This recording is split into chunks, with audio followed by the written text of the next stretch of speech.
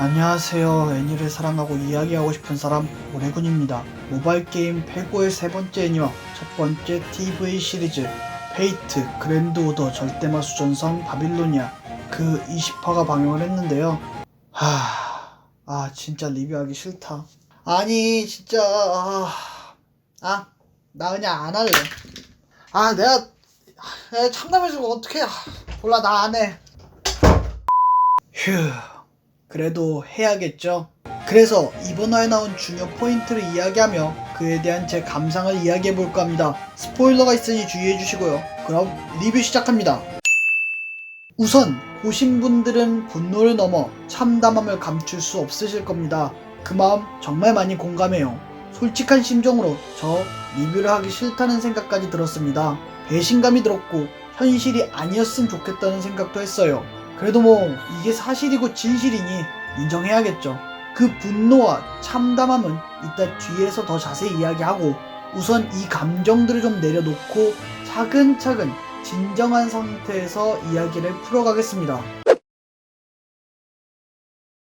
이번 화 진짜 역대급 뚝배기가 깨지고 있습니다만 사실 퀄리티 자체는 그렇게 나쁜 편은 아닙니다. 앞서 18, 19화가 너무 압도적이다 보니 상대적으로 안 좋아 보일 뿐이지 따로 보거나 다른 타엔이랑 비교한다면 괜찮은 퀄리티예요. 몇 가지 개인적으로 괜찮았던 부분들을 이야기하자면 우선 가장 먼저 떠오르는 건 멀린의 액션씬.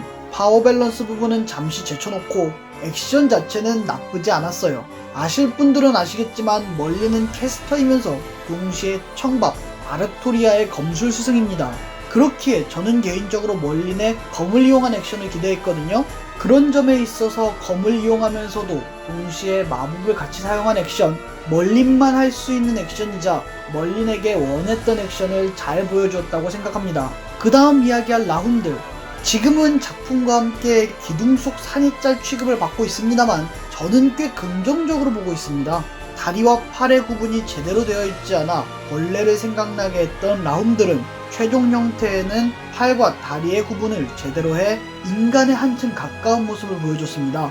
이들이 신인류로서 생성된 존재임을 생각해보면 충분히 이해가 가고 꽤 참신하며 잘 어울리는 디자인이라고 볼 수 있죠. 또한 티아마트 몸에 달라붙은 형태로 나온 라움들, 첫 등장 때부터 느꼈던 역겨움이 여전하다는 것을 제대로 보여주었습니다. 역시 라움들은 역겨워야죠. 마지막으로 길가메시의 에누마 에리시, 이 부분이 호불호가 정말 많이 갈리는데요. 저는 개인적으로 나쁘지 않다 생각합니다.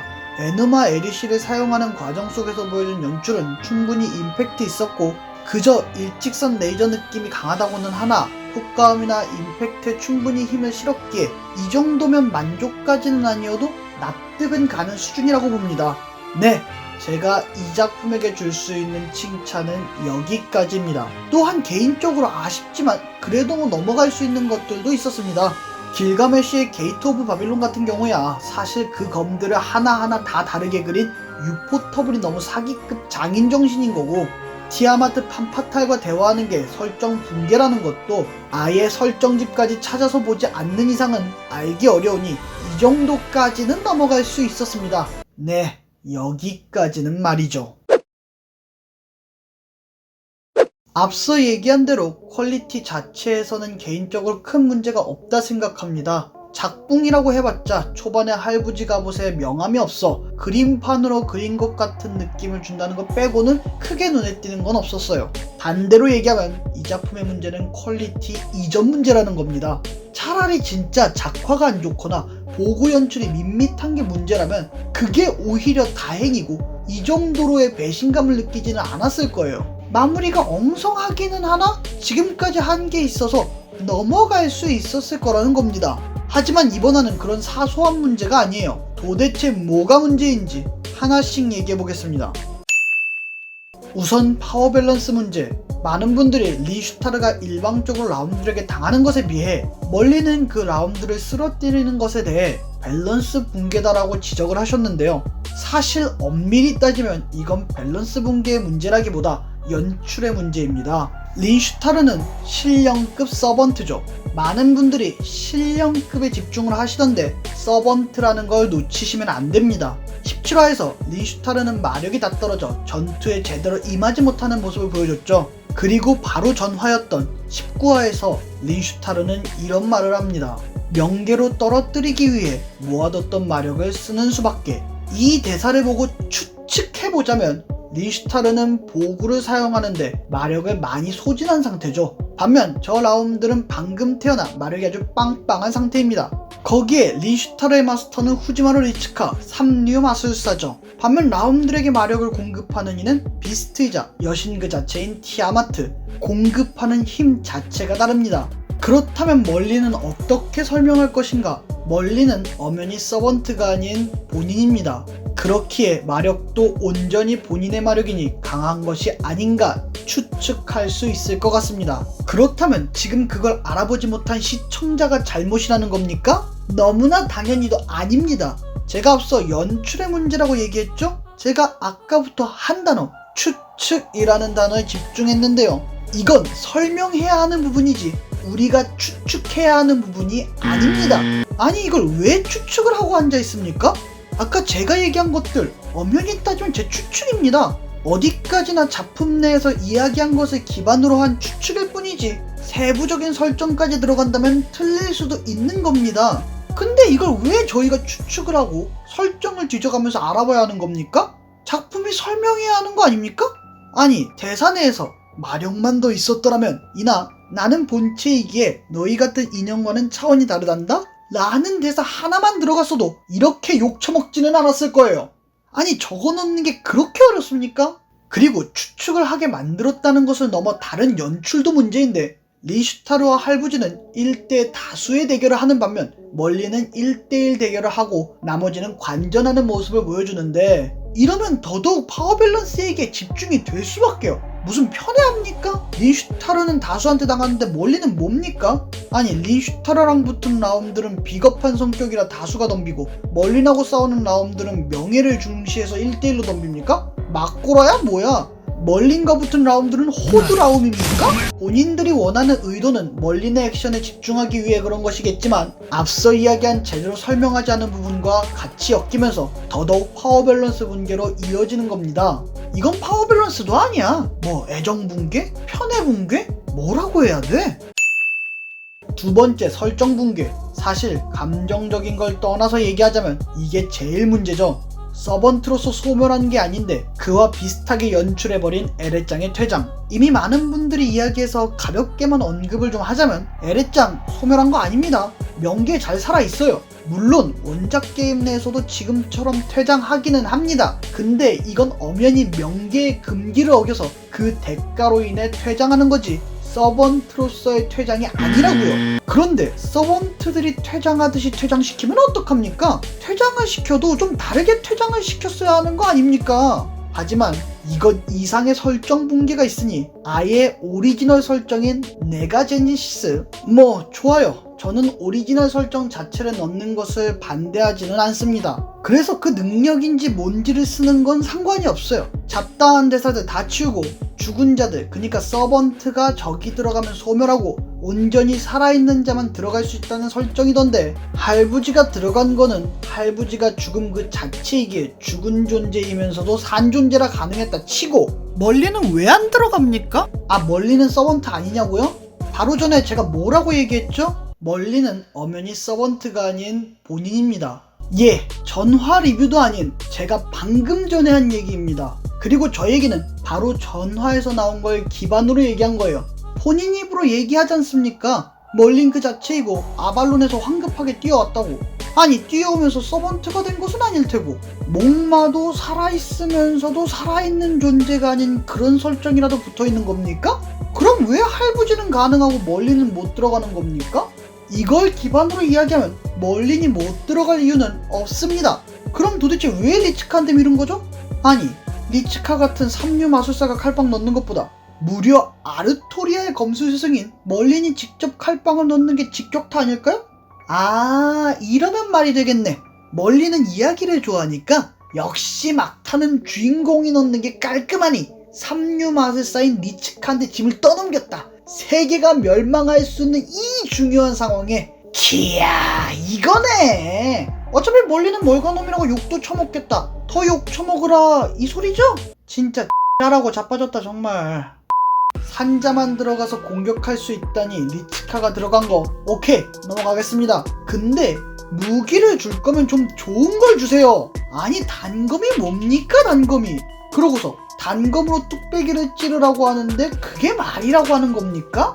이건 뭐 신체 개조니 뭐니 설정집 설정을 가져올 필요도 없어요. 애니를 봅시다. 저 뚝배기 한 대 때려보겠다고 캐찰 누님과 아나가 어떻겠습니까? 한 분은 상공을 뚫고 태양이 돼서 내려 찍었지만 뿔 조금 금가고 뚝배기에 닿지도 못했어요. 아나는 본인 보구를 써서 겨우 그 금간 뿔을 잘라냈습니다. 그런 고급 뚝배기를 저런 무슨 보구인지 모를 무기를 들고 공격한다고요? 아니 아초되더니 방심함으로 돌아갔나? 심지어 성공해 판파타라고 직면하네? 이게 말이 된다고 생각합니까? 왜? 알고 보니 저 단검 룰브레이커라고 하지? 그리고 얘기가 나와서 하는 말인데 좋아요. 판파타가 만나서 푼둔 주둥아리 수를 시전해서 설득했다. 이런 전개 좋아하지는 않는데 아주 왕도적인 전개니까 그렇다 칩시다. 아니 근데 대화 내용이 뭐 그따구예요?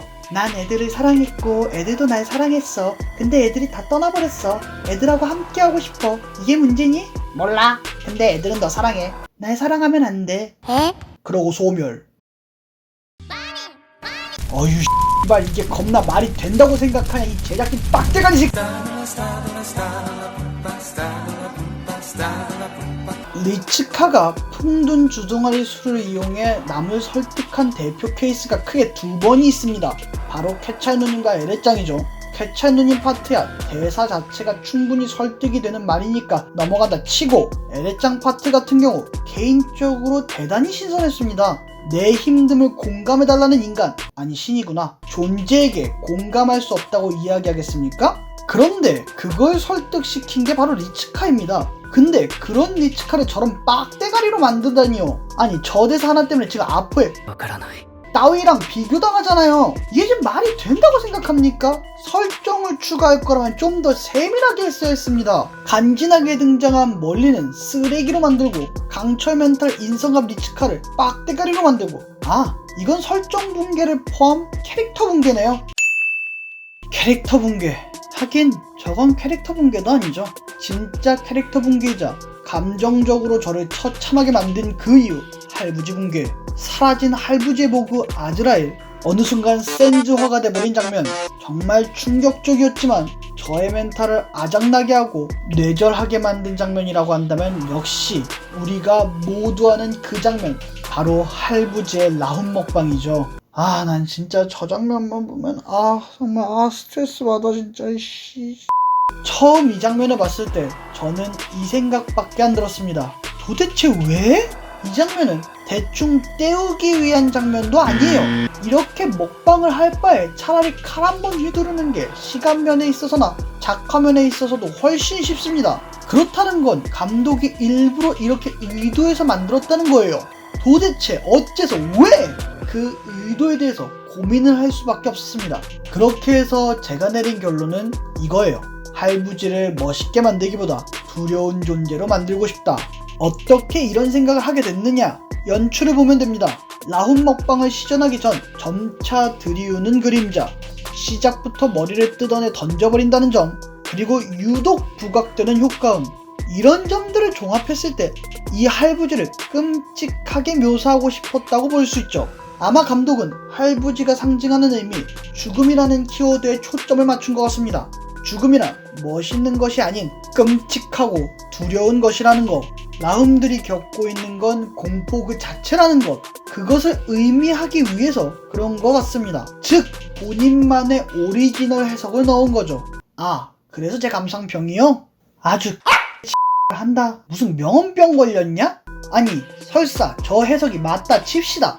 그래서 어쩌라고요? 지금 저 메시지가 상황에 맞습니까? 저희가 라움들이 겪는 죽음에 대한 공포를 느끼고서 이래서 죽음이 두려운 거구나 라는 것을 깨닫기를 원하시는 거예요? 진짜 말 같지도 않은 소리를 하십니다.